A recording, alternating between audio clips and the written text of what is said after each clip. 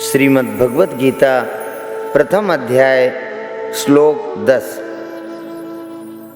अपर्याप्तं तदस्माकं बलं भीष्माभिरक्षितं पर्याप्तं तिदमेतेषां बलं भीमाभिरक्षितं।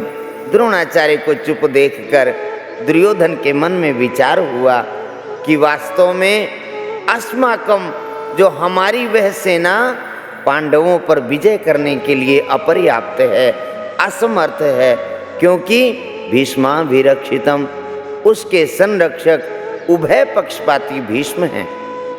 परंतु एतेषाम इन पांडवों की यह सेना हम पर विजय पाने के लिए पर्याप्त है, समर्थ है, क्योंकि भीमाभिरक्षितम इसके संरक्षक निज सेना पक्षपाती भीमसेन है।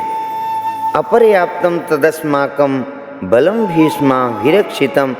अधर्म अन्याय के कारण दुर्योधन के मन में भय होने से वह अपनी सेना के विषय में सोचता है कि हमारी सेना बड़ी होने पर भी, अर्थात पांडवों की अपेक्षा 4 अक्षौहिणी अधिक होने पर भी पांडवों पर विजय प्राप्त करने में है तो असमर्थ ही, कारण कि हमारी सेना में मतभेद है, उसमें इतनी एकता, संगठन, निर्भयता, निसंकोचता नहीं है जितने कि पांडवों की सेना में है। हमारी सेना के मुख्य संरक्षक पितामह भीष्म उभय पक्षपाती हैं, अर्थात उनके भीतर कौरव और पांडव दोनों सेनाओं का पक्ष है।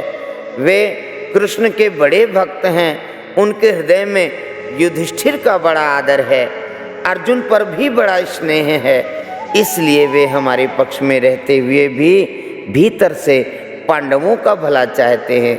वे ही भीष्म हमारी सेना के मुख्य सेनापति है।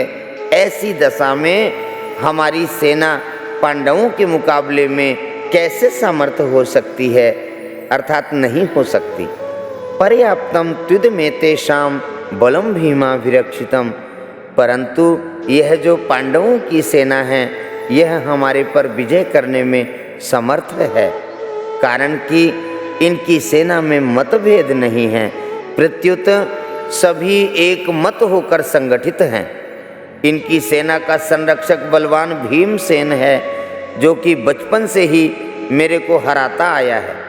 यह अकेला ही मेरे सहित 100 भाइयों को मारने की प्रतिज्ञा कर चुका है, अर्थात यह हमारा नाश करने पर तुला हुआ है।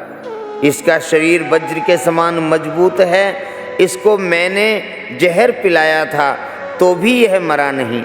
ऐसा यह भीमसेन पांडवों की सेना का संरक्षक है, इसलिए यह सेना वास्तव में समर्थ है, पूर्ण है।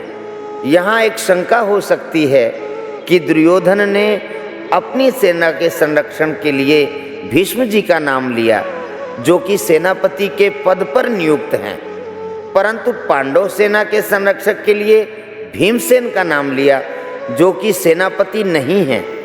इसका समाधान यह है कि दुर्योधन इस समय सेनापतियों की बात नहीं सोच रहा, किंतु दोनों सेनाओं की शक्ति के विषय में सोच रहा है कि किस सेना की शक्ति अधिक है।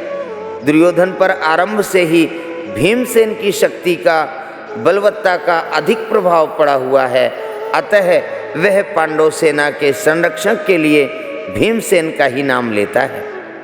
विशेष बात कहते हैं, अर्जुन कौरव सेना को देखकर किसी के पास न जाकर हाथ में धनुष उठाते हैं, पर दुर्योधन पांडव सेना को देखकर द्रोणाचार्य के पास जाता है और उनसे पांडवों की व्यूह रचना युक्त सेना को देखने के लिए कहता है।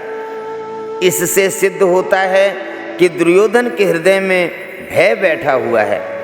जब कौरवों की सेना के शंख आदि बाजे बजे, तब उनके शब्द का पांडव सेना पर कुछ भी असर नहीं पड़ा, परंतु जब पांडवों की सेना के शंख बजे, तब उनके शब्द से दुर्योधन आदि के हृदय विदीर्ण हो गए। इससे सिद्ध होता है कि अधर्म अन्याय का पक्ष लेने के कारण दुर्योधन आदि के हृदय कमजोर हो गए थे और उनमें भय बैठा हुआ था। भीतर से भय होने पर भी वह चालाकी से द्रोणाचार्य को प्रसन्न करना चाहता है, उनको पांडवों के विरुद्ध उकसाना चाहता है। कारण कि दुर्योधन के हृदय में अधर्म है, अन्याय है, पाप है। अन्यायी पापी व्यक्ति कभी निर्भय और सुख शांति से नहीं रह सकता, यह नियम है। परंतु अर्जुन के भीतर धर्म है, न्याय है, इसलिए अर्जुन के भीतर अपना स्वार्थ सिद्ध करने के लिए चालाकी नहीं है, भय नहीं है, किंतु उत्साह है, वीरता है।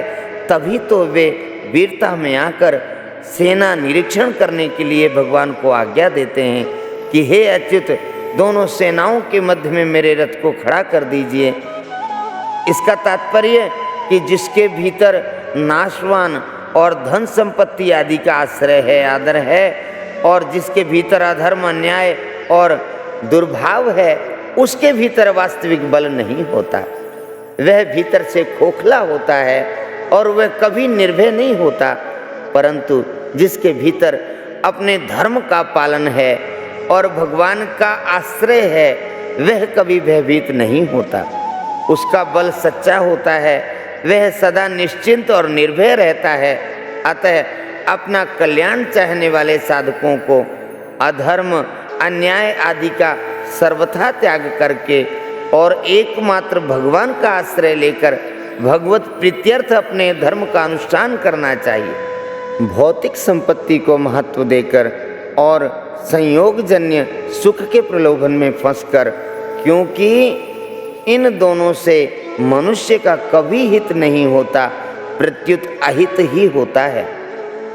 परिशिष्ट भाव कहते हैं, अर्जुन ने अस्त्र शस्त्रों से सुसज्जित नारायणी सेना छोड़कर निःशस्त्र भगवान श्री कृष्ण को स्वीकार किया था। एवं मुक्तस्तु कृष्णेन कुंती पुत्रो धनंजयः अयुध्यमानं संग्रामे वरयामास केशवा। श्री कृष्ण के ऐसा कहने पर कुंती पुत्र धनंजय ने संग्राम भूमि में अस्त्र शस्त्रों से सुसज्जित एक अक्षौहिणी नारायणी सेना को छोड़कर युद्ध न करने वाले निःशस्त्र उन भगवान श्री कृष्ण को ही अपना सहायक चुना, और दुर्योधन ने भगवान को छोड़कर उनकी नारायणी सेना को स्वीकार किया था। तात्पर्य है कि अर्जुन की दृष्टि भगवान पर थी और दुर्योधन की दृष्टि वैभव पर थी।